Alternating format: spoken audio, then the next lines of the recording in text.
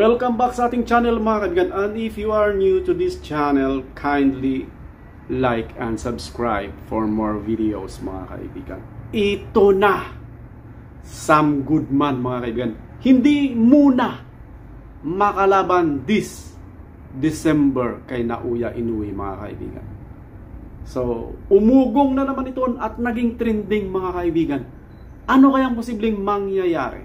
Diba? Magkakaroon kaya ng replacement? Of course, marami ang mga natuwa at saka naghinayang mga kaibigan. Unang-una na natuwa ang kampo ni Carl James Martin dahil siya ang number 2 mga kaibigan sa WBO.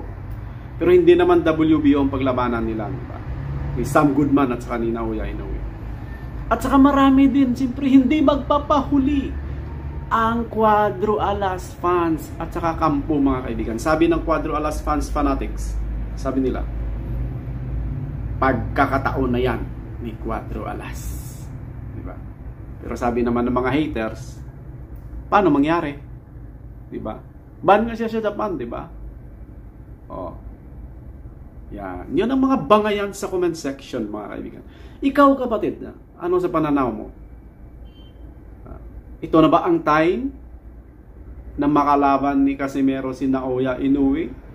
Or hanggang pangarap pa rin ba? Or this is the big chance para kay Carl James Martin mga kaibigan?